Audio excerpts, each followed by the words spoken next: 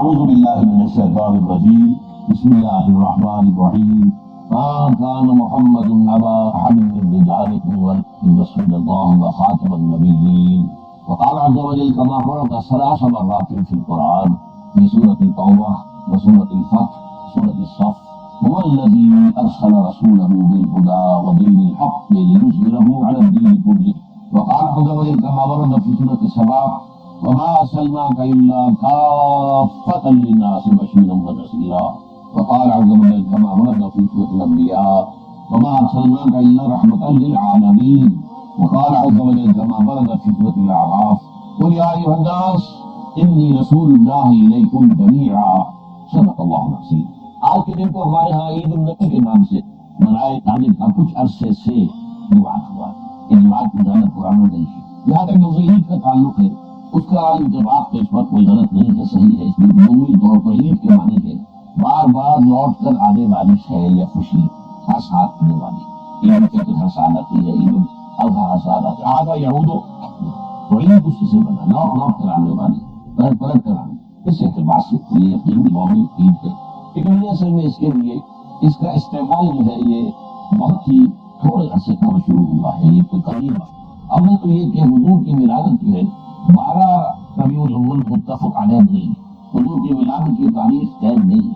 مہینہ تو طے ہے کہ ربیع الاول تھا، اس میں کسی شک و شبہ کی گنجائش نہیں، لیکن تاریخ متفق علیہ نہیں.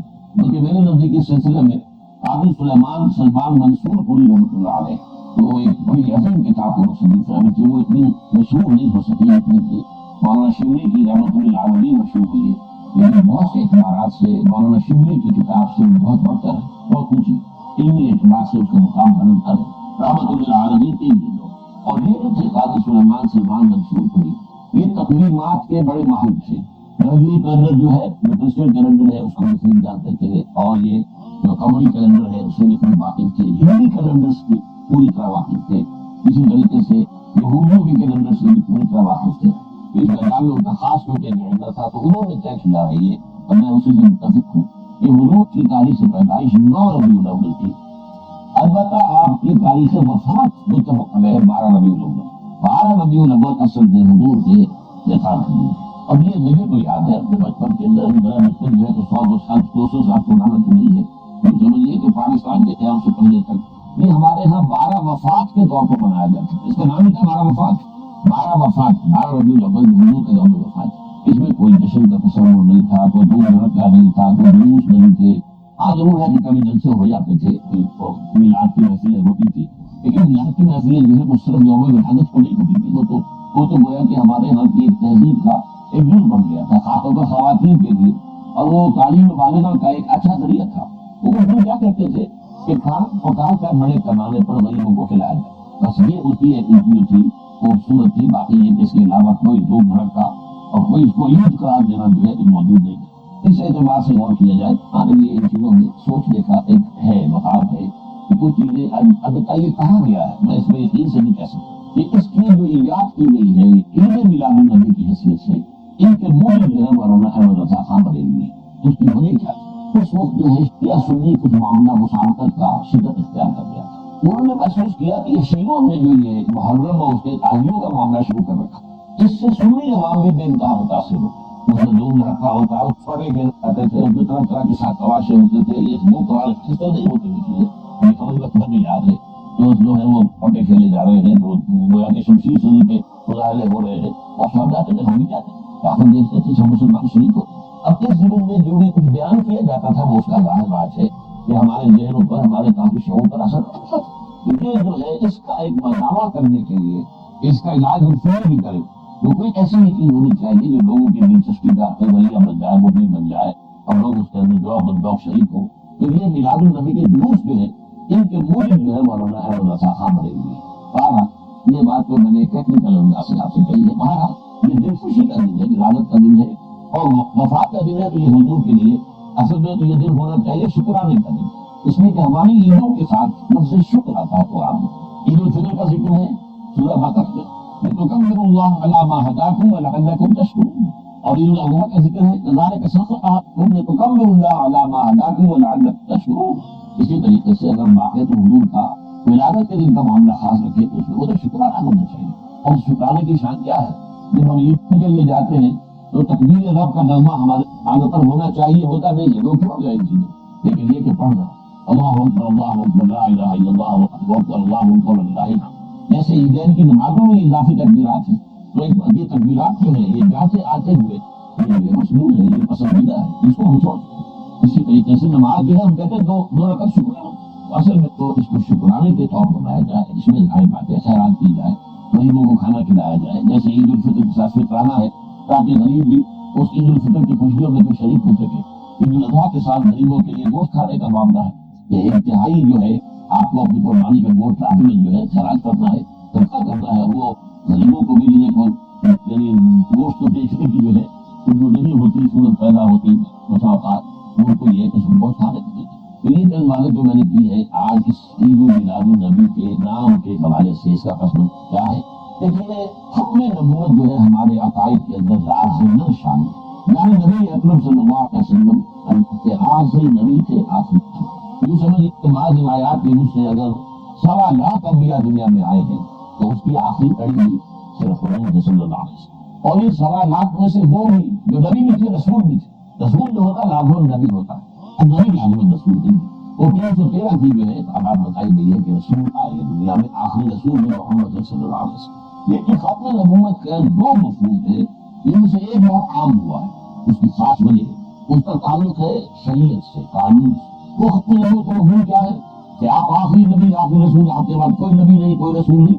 جس نے دعویٰ کیا وہ جھوٹا دجال کذاب کافر مرتد، اور جس نے اس کی تصدیق کی وہ بھی دائرہ اسلام سے خارج. اب یہ چونکہ ہے قانونی مسئلہ، وہ شخص مسلمان رہا یا نہیں رہا، لہٰذا اس پہلو پر تو علماء نے پوری توجہ کی، اس کی دلائل بھی ہے. اگر آپ نے نوٹ کیا گیا ہو تو اس کے لیے عام طور پر ایک ہی آیت قرآن کی پیش کی جاتی ہے، سورہ احزاب کے آیت نمبر 40، وما كان محمد ابا احد من رجالكم ولكن رسول اللہ وخاتم النبیین. محمد کہنے سے کسی مرد کے باپ نہیں ہے. یہ اصل میں جو معاملہ ہوا تھا زید بن حارثہ رضی اللہ تعالیٰ عنہ کا، اس کے حوالے سے ہے، میں اس کی تفصیل میں نہیں جاؤں گا. یہ آیت آپ نے باب بے شمار مرتبہ سنی ہوگی، اور ظاہر بات ہے کہ ختم نبوت کے موضوع پر یا نبی اکرم صلی اللہ علیہ وسلم کی عظمت کے موضوع پر جہاں کہیں بھی خطاب ہوگا، وعظ ہوگا، تقریر ہوگی، اس میں آپ نظریہ آئے تو بات کا تو ایک مفہوم تو یہ ہے، اور اس کے حوالے سے یہ آیتیں جو پیش ہوتی ہے اور صحیح ہوتی ہے. دوسرا مفہوم اور ہے نبوت اور رسالت حضور کے کامل ہوئی، یہ دوسرا پہلو. اور دوسری بات یہ ہے کہ حضور کی فضیلت کس میں ہے. ختم نبوت میں کوئی فضیلت نہیں ہے، بس نہیں مانا کہ ختم ہوئے، ایک شے تھی اور نہیں رہی، ایک واقعہ ہے، بس اس میں فضیلت کا پہلو فرض ہو. بلکہ میں آپ کو یاد دلا دوں کہ اصل میں غلام احمد قادیانی نے لعنت اللہ علیہ جو اپنے دعوی کا آغاز کیا تھا وہ یہی سے کیا تھا. اس نے اجرائے وحی کا فلسفہ پیش کیا کہ وحی تو جاری ہے، وحی کا سلسلہ بند نہیں ہو سکتا. کیسے ہو سکتا ہے جبکہ وحی رحمت ہے؟ اب یہ بات قبول کرنی، وحی تو رحمت ہے، رحمت کا سلسلہ کیسے بنا؟ تو اجرائے وحی سے بات شروع کی اور اس کو آگے بڑھتا گیا بڑھتا گیا بڑھتا گیا. نبی معود ہونے کا وعدہ کیا، پھر اس نے مسیح معود ہونے کا وعدہ کیا، پھر نبی کا دعویٰ کر دیا اپنی تجویز سے. لیکن یہ بنیادی بات وہ تھی کہ جس نے لوگوں کو اہل میں اس کی بات کو وضاح کر دوں گا. ختم نبوت یہ 2 مفہوم بیان کر رہا ہوں کہ لفظ ختم میں اردو میں بھی موجود ہے. ایک یہ ہے کہ پیسے ختم ہو گئے، آپ کا ختم ہو گیا، یہ مفہوم. ایک یہ کہ اسکول کا طالب علم کہتا ہے کہ میں نے اپنا کام ختم کر لیا، تو یہ ختم جو ہے پورا، میں نے اپنا کام پورا، یہ ختم جو ہے یہاں پر اس معنی میں. تو اس معنی میں ایک ہے حضور پر ختم نبوت کہ آپ کے بعد کوئی نبی نہیں کوئی رسول. ایک ہے ختم نبوت اس معنی میں کہ آپ پر نبوت اور رسالت کی تکمیل ہوئی ہے. اب اس کے لیے جو قرآن مجید کی آیت میں چاہتا ہوں کہ آپ اچھی طرح نوٹ کر لیں تو 3 مرتبہ آئی قرآن هو الذی ارسل رسولہ بالہدی ودین الحق لیظہرہ علی الدین کلہ. یہ ہے اصل آیت. اس کو ایمفسائز نہیں کیا گیا، اس پر توجہ نہیں کی گئی کہ اصل میں تکمیل نبوت اور رسالت کی مطلب یہ ہے. اس کے حوالے سے بات کی جائے تو بات سامنے آتی ہے کہ محمد رسول اللہ کا مقام کیا ہے. لفظ کر رہا تھا کہ ایک چیز مسلسل چلی آ رہی تھی، ایک جگہ ختم ہوئی، ٹھیک ہے ختم ہو گئی، ایک واقعہ ہے لیکن اس میں فضیلت ہوئی تھی. ایک ہے ایک چیز رفتہ تدریج ارتقاء کے مراحل طے کرتے ہوئے اپنے کلائمیکس کو پہنچی ختم، زمین و آسمان کا. ایک چیز اپنے مراحل کو پہنچ کر ختم ہوئی، ایک چیز کلائمیکس کو پہنچ کر ختم ہوئی. یہ ہے اصل معاملہ. یہ جو حضور کی فضیلت ہے جس میں اندر حضور کا مقام جو ہے انبیاء کرام کے مقدس گروہ کے اندر معین ہوتا ہے کہ آپ پر نبوت اور رسالت کی تکمیل.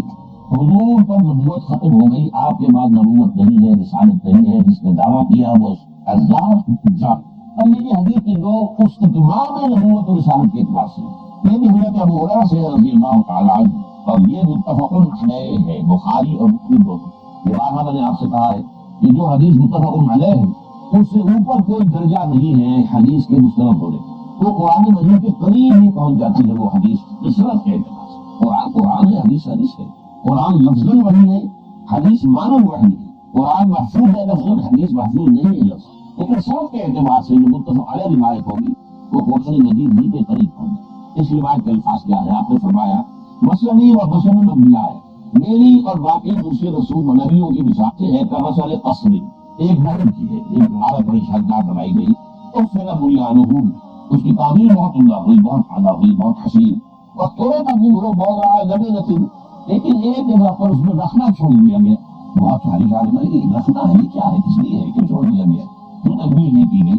تو آپ کے نظار تو نظارہ کرنے والے، دیکھنے والے سیاح لوگ آتے تھے اور وہ اس کو طواف کرتے تھے، اس کے دن جو ہے چکر لگاتے تھے، اس کی پیر نمونہ اس کی تعریف کرتے تھے، لیکن حسن نبی آ نہیں، اس کی انتہائی خوبصورت میں عمارت ہوئی ہے، اس کی تعریف کرتے تھے، اللہ موضوع پیتے کرنا سوائے اس ایک اینٹ یا کہہ لیجیے وہ ایک پتھر، وہ زمانے میں اینٹوں کا رواج نہیں تھا تو پتھروں سے بنتی تھی، اس کی کوئی جگہ چھوڑ دی ہے۔ اب فرمایا آپ نے فَقُلْتُ أَنَا سِلَتُ مَوْضِعَ الْأَمِنَةِ صدقني النبيات وأخذنا بالرسل، تو میں وہ اینٹ ہوں، میں وہ پتھر ہوں جس نے آ کر اس رکھنے کو پر کر دیا ہے، بند کر دیا ہے، اور میرے ذریعے سے وہ عمارت بھی مکمل کر دی گئی، اور میرے ذریعے سے رسولوں کو بھی مکمل کر دیا گیا، رسالت کی تکمیل ہو گئی۔ وفی روایت ایک اور روایت میں الفاظ ہے امن نبی تو وانا خاتم النبیین، میں ہوں وہ اینٹ یا وہ پتھر، اور میں ہوں کہ میرے بعد کوئی نبی نہیں۔ اب احادیث کے اندر جو معاملہ یہ ہو گیا، اب آئیے آپ اس آیت کی طرف۔ یہ جو آیت ہے وہ الذی ارسل رسولہ بالہدی ودین الحق لیظہرہ علی الدین کلہ، تین جگہ آئی، دو جگہ اس کا اختتام ہے اس ان الفاظ کے ساتھ وَلَوْ كَرِهَ الْمُشْرِكُونَ، اور ایک جگہ ہے وَكَفَىٰ بِاللَّهِ شَهِيدًا۔ میں اس جو جواب مختلف بھی حصہ ہے اس کا اس وقت اس پر بحث نہیں کر رہا، تو بالکل متفق علیہ، اس میں ایک شوشے کا فرق بھی نہیں۔ هو الذی ارسل رسولہ بالہدی ودین الحق لیظہرہ علی الدین کلہ، میں ایگزیکٹلی یہ الفاظ ایک حرف کا موضوع کی بات ہے، ایک شوشے کا فرق۔ اور دوسری بات یہ نوٹ کیجیے، یہ الفاظ کسی اور رسول کے لیے قرآن میں نہیں آئے۔ بعض الفاظ مشترک ہیں، بشیر سارے انبیاء بشیر تھے، انہوں نے بشیر، نذیر سارے خبردار کرنے والے تھے، انہوں نے خبردار کرنے والے، مبلغ معلم یہ سارے ناصح، میں تو علیکم میں تمہیں نصیحت کر رہا ہوں، یہ سارے الفاظ مشترک ہیں۔ شاہد گواہ یہ بھی مشترک ہے، انا ارسلناک شاہدا ومبشرا ونذیرا وداعیا الی اللہ باذنہ وسراجا منیرا، یہ الفاظ، لیکن یہ الفاظ قرآن مجید میں جو تین مرتبہ حضور کے لیے آ رہے ہیں، کسی اور نبی اور رسول کے لیے ایک مرتبہ نہیں، تو معلوم ہوا کہ یہی الفاظ ہیں جو حضور کی امتیازی حیثیت کو واضح کرنے والے، تو ساری توجہ ان پر ہونی چاہیے، جسے ہم کہتے ہیں مائکروسکوپ کو فکس کر دیے اس کے اوپر۔ هو الذی ارسل رسولہ، وہی ہے اللہ جس نے بھیجا اپنے رسول کو محمد کو صلی اللہ علیہ وسلم، بالہدی ہدایت بھیج کر، خدا دے کر، اور دین حق دے، دو چیزیں دے کر بھیجا گیا، اور کس لیے بھیجا؟ لیظہرہ علی الدین کلہ، کہ دین حق کو مکمل کر دے پورے نظام دین پر، پورے نظام زندگی پر، یا تمام ادیان پر، تمام نظاموں پر۔ یہ جو آیت ہے یہ در حقیقت نبوت اور رسالت دونوں کے اعتبار سے حضور پر اتمام اور تکمیل اور اتمام اور تکمیل کی مدد ہے۔ حضور کو لے کر جو دو چیزیں بھیجا گیا ہے، اب اس کو نوٹ کیجیے۔ وہ جو نبوت اور رسالت کی بات کر رہا تھا، جو شخص نبی بھی ہے رسول بھی ہے، اس کی شخصیت کے دو پہلو ہوتا ہے۔ نبوت کا پہلو ہے اللہ سے لینے والا، جیسے انٹینا کو لگا رکھا ہے آپ نے اور وہ ہوا میں سے لے رہا ہے وہ جو سگنلز، یہ ہے نبوت، رسالت تک پہنچانا، یہ ہے رسالت جو ہے یہ لوگوں کو پہنچانا، اللہ سے لیتا ہے لوگوں تک پہنچانا، یہ جو ہے یہ نبی اور رسول کا ڈیفرنس ہے۔ اللہ سے جو دو چیزیں ملی ان میں تکمیل کا پہلو کیا؟ الہدی، وہی گائیڈنس، ٹوٹل گائیڈنس قرآن میں ہے۔ اس کو اس اعتبار سے سمجھیے کہ یہ تو نبوت کے آغاز سے ہدایت اللہ تعالیٰ کی طرف سے آ رہی ہے۔ سورہ بقرہ کے چوتھے رکوع میں آخر میں کہا گیا ہے جب حضرت آدم کو حکم ہوا کہ مجھ کو اور زمین کا چار سینہ دو، وہی آباد رہو گے، وہاں فرما دیا گیا وَإِمَّا يَأْتِيَنَّكُم مِّنِّي هُدًى فَمَن تَبِعَ هُدَايَ فَلَا خَوْفٌ عَلَيْهِمْ وَلَا هُمْ يَحْزَنُونَ وَالَّذِينَ كَفَرُوا وَكَذَّبُوا بِآيَاتِنَا أُولَٰئِكَ أَصْحَابُ النَّارِ هُمْ فِيهَا خَالِدُونَ۔ یہ ہمیشہ کے لیے پیار کر ہے عمل جو دیا گیا ہے حضرت آدم کو زمین کا چار سے بنواتے ہوئے، جب کوئی ہدایت میری طرف سے تمہارے پاس آئے، تمہارے سے مراد ہے تمہارے اور تمہاری نسل کے پاس آئے، تو جو کوئی اس ہدایت کی پیروی کرے گا اس کے لیے نہ کوئی خوف ہوگا نہ حزن ہوگا، اور جو ہماری آیات کی شکل میں ہدایت آئے گی، جو ہماری آیات کا انکار کرے گا وہ جہنمی ہوگا، آگے رہے گا ہمیشہ۔ تو ہدایت تو آگے سے چلی آ رہی ہے، حضور تک آ رہی ہے، لیکن اصل بات سمجھنے کی یہ ہے کہ اس ہدایت میں ارتقائی عمل جاری رہا ہے، یہ ارتقا کے مرحلوں سے گزرتی ہوئی تکلیف کو پہنچی، اس کی وجہ کیا ہے؟ ایک دور کا انسان تھا کہ ابھی انسانی ذہنی اعتبار سے انسان جو ہے، شعور کے اعتبار سے اہل تفریحیت میں تھا، مطلب اب آپ نوٹ کیجیے، ابھی نہ کوئی تمدن، نہ کوئی تہذیب، نہ کوئی فلسفہ، نہ کوئی سائنس، نہ کوئی علوم، نہ کوئی یونیورسٹیاں، اس وقت جو انسانی شعور کی سطح تھی اس کے مطابق ہی ہدایت دی جا سکتی ہے، کامل ہدایت نہیں دی جا سکتی۔ اس کی سادہ سی مثال یہ ہے کہ آپ کا بچہ پڑھائی کا طالب علم ہے، اس کو پی ایچ ڈی مطالب دی ہے تو پی ایچ ڈی کیا پڑھائے گا اسے؟ وہ ظاہر بات ہے پڑھائے گا تو وہی کچھ ہوگا اور پڑھنے کی اصطلاح ہے۔ لہٰذا یہ ہدایت جو ہے یہ ہر دور کی ذہنی اور شعوری سطح کے مطابق یہ ترقی کرتے کرتے کرتے کرتے کرتے یہ ایک خاص مقام تک پہنچی ہے جہاں انسانی شعور اور انسانی ذہن اور انسان کی صلاحیت جو ہے فکری وہ ابتدا پہنچ گئی تھی، جسے ہم کہیں گے میچور ہو گیا نوع انسان، اور پھر وہ آگے جو ہدایت دینی گئی ہے اس کی روشنی میں اگلا راستہ خود دیکھ سکتا ہے، اسی کا نام اجتہاد ہے۔ البتہ یہاں ایک بات نوٹ کر لیجیے کہ میں نے اس سے پہلے کبھی نہیں کہی ہے، ہدایت کے دو حصے ہیں، ایک ہدایت اصولی ایمانیات، ماورائے حقیقت ہوتی ہدایت، یہ کائنات کیا ہے، آخرت کیا ہے، جنت ہے، دوزخ ہے، یہ موت کے بعد کیا ہونا ہے، یہ فرشتوں کا معاملہ ہے، یہ ساری چیزیں کیا ہے، ماورائے میٹافزیکل ہدایت اول موت سے کامل ہے، اول موت سے کامل ہے۔ تمام انبیاء نے کبھی تعلیم دی ہے، ایمانیات کے معاملے میں کوئی فرق نہیں ہوا، تمام نبیوں کی مابین تو ہوئی ہے۔ البتہ عمل کا معاملہ کیا کرو کیا نہ کرو کیا مسائل ہے، ابھی ظاہر بات ہے کہ انسان کی زندگی جو ہے وہ اگر ابتدائی دور میں ہے تو ان کو اسی کے حوالے سے ہدایت دی جائے گی۔ وہ ہدایت عملی جو ہے وہ ترقی کرتے کرتے تدریجاً ارتقا پذیر ہو کر آج سے 1400 برس قبل تقریباً وہ شعور کی اس سطح پر پہنچی ہے کہ اب آخری اور کامل ہدایت عملی دیا جائے۔ ابھی دو باتیں نوٹ کیجیے، اس کی گواہی کیا ہے؟ کیا ہم مانتے ہیں کہ بابا کی اللہ کی کتاب تھی؟ بلکہ ہے خبر ایمان تحریف ہوگی لیکن ہے قرآن کہتا ہے سورہ مائدہ اِنَّا أَنزَلْنَا التَّوْرَاةَ فِيهَا هُدًى وَنُورٌ، ہم نے ہی تورات نازل کی تھی، اس میں ہدایت بھی تھی، نور بھی تھی، اس دور کے حساب سے ہدایت میں کتنا چیز میں نور بھی پھر انجیل آئی، ہم نے انجیل نازل کی، عیسیٰ ابن مریم کا کی فِيهَا هُدًى وَنُورٌ، اس میں ہدایت بھی تھی، نور بھی تھی، اور یہ کچھ ہونا ہے۔ اچھا اب سوال کرنا ہوتا ہے قرآن مجید کی حفاظت کا ذمہ لیا اور آپ کا نہیں لیا کیوں؟ اگر تورات کا ذمہ لیتا ہے کہ کیا تحریف ہو سکتی تھی، پھر ہم کا ذمہ ہوتا کہ کیا وہ تحریف کر سکتا تھا؟ اور دوسری طرف ناقص میں ہو یا قرآن کی حکم کا ذمہ اللہ نے لیتا کہ کیا ہم تحریف نہ کرنے دیں؟ یہاں تک پکانے والے سے ترجموں میں ہم نے تحریفیں کی ہے، تفسیروں میں ہم نے تحریفیں کی ہے، معلوم نہیں ہو سکتی، کوئی نہیں سکتی، کیوں نہیں ہو سکتی؟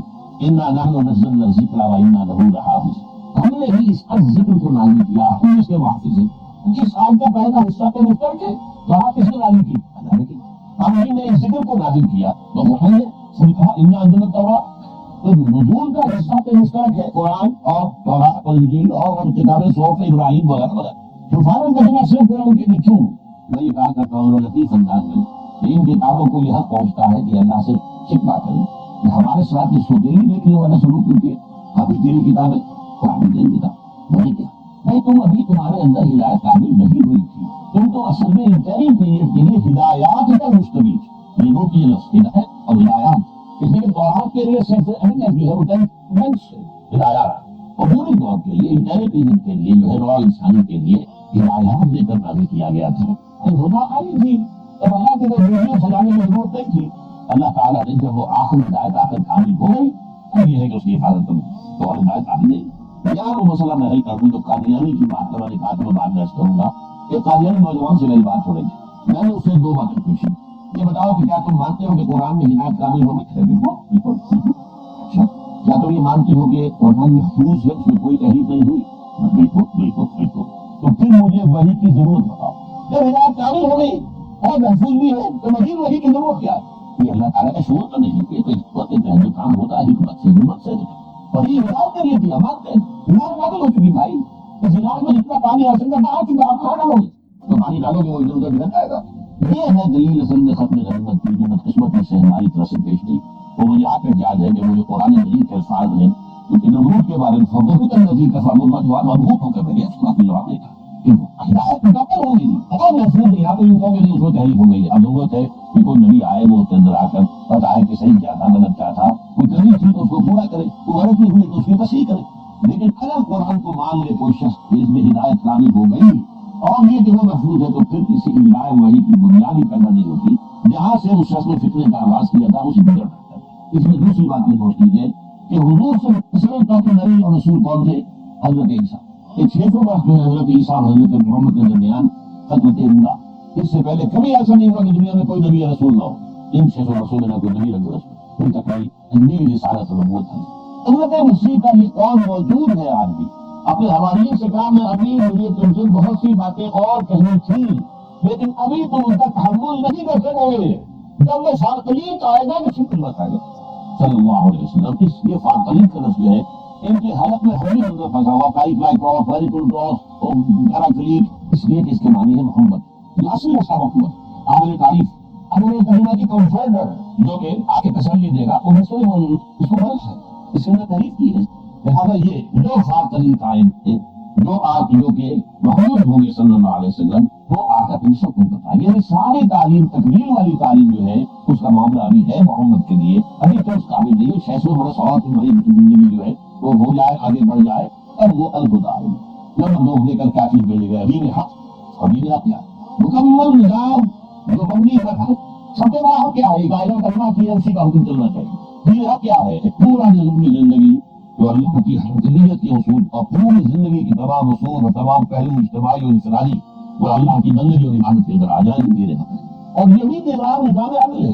ظاہر بات ہے کہ جب بھی انسان کچھ سوچے گا تو اس کی ایبسولوٹلی آبجیکٹو تھنکنگ ناممکن ہے دنیا میں مانا جاتا ہے. اپنی سب کو الگ کر کے آپ سوچ نہیں سکتے، اس میں کچھ سبجیکٹیوٹی شامل ہو جائے گی. ایبسولوٹ آبجیکٹیوٹی کیسے نہیں ہے؟ معلومات سوچے گا تو اپنے فائدے کی سوچے گا، مزدور کی بات کو سوچ نہیں سکتا. مزدور کے گھر میں جو افسوس کا کیا احساس؟ مزدور سوچے گا تو اپنے گھر کو نہیں سوچے گا، جو سرمایہ دار میں نہیں سوچے، اس میں مسئلہ طے کیا ہے، اس کی مسئلہ ہے. یہ معاملہ جو ہے متفق